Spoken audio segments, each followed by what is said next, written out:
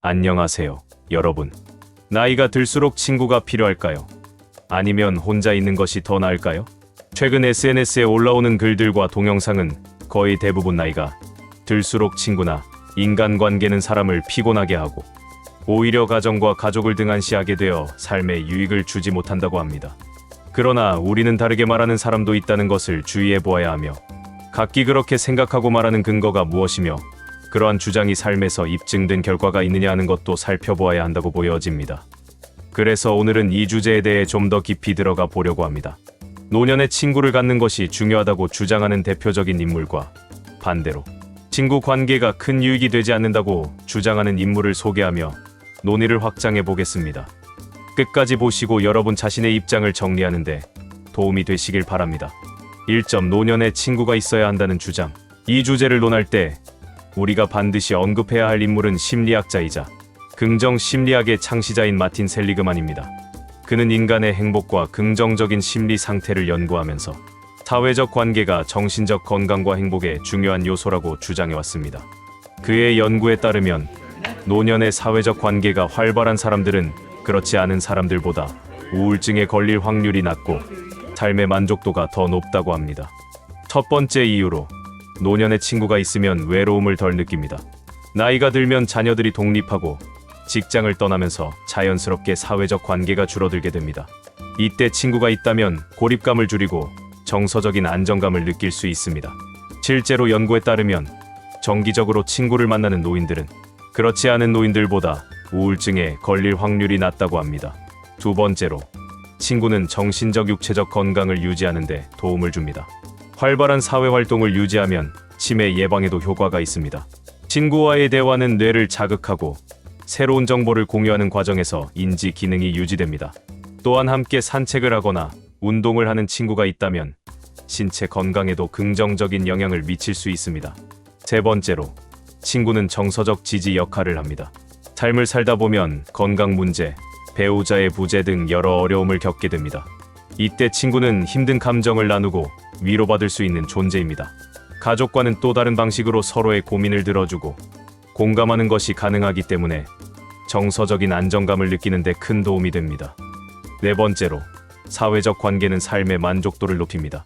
친구와 함께 맛있는 음식을 먹거나 여행을 가는 등의 활동을 통해 노년을 더 활기차고 즐겁게 보낼 수 있습니다.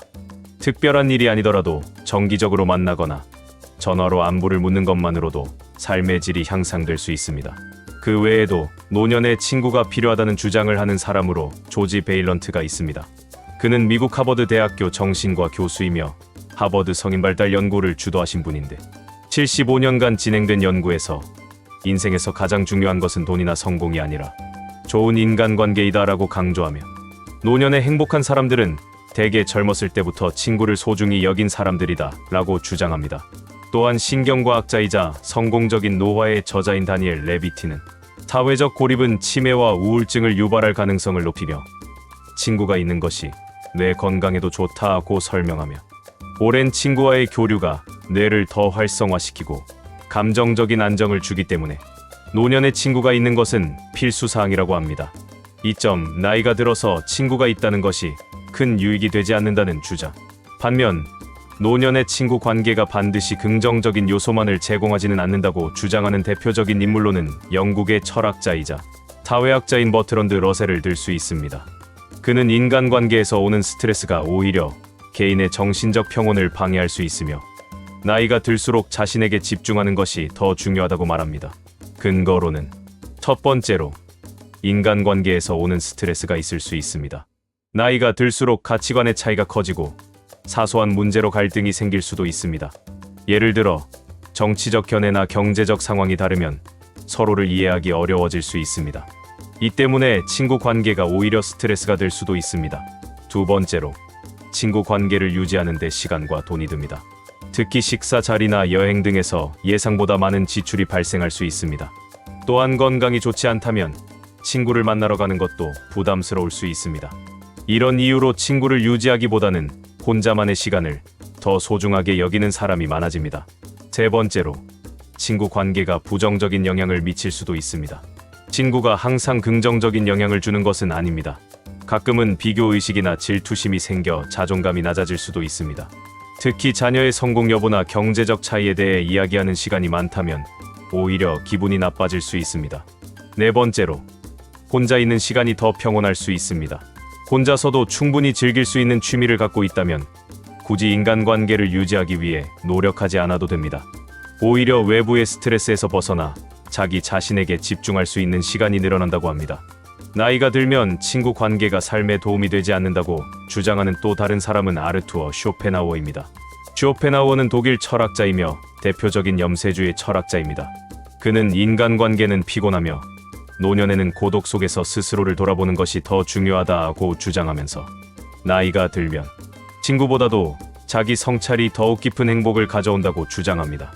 또 독일 철학자이며 개인주의 사상을 강조하는 니체도 노년의 친구 관계에 부정적인 입장인데, 인간은 근본적으로 혼자이며 노년에는 타인의 영향을 덜 받을수록 더 자유롭다고 하고, 나이가 들면 친구에게 실망하는 일도 많아지고 외로움을 받아들이는 것이 오히려 더 강한 삶을 만든다고 합니다. 또한 캐나다 심리학자이며 강연가인 조던 피터슨 역시 나이가 들면 친구보다 가족과 자신을 더 돌봐야 한다고 주장하며 많은 인간관계는 갈등을 유발하고 노년에는 필요 없는 감정 소모를 줄이는 것이 더 중요하다고 강조합니다. 결론적으로 노년의 친구관계를 유지 또는 발전시켜야 하는가? 아니면 굳이 친구관계를 유지하거나 발전시키려 할 필요가 없는 것인가인데, 중요한 것은 자신의 성향과 생활 방식에 맞게 인간관계를 조정하는 것이라고 보여집니다.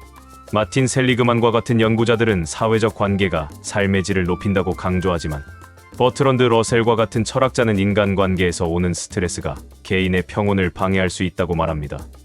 만약 친구와의 만남이 즐겁고 삶에 활력을 준다면 적극적으로 관계를 유지하는 것도 좋다고 생각됩니다.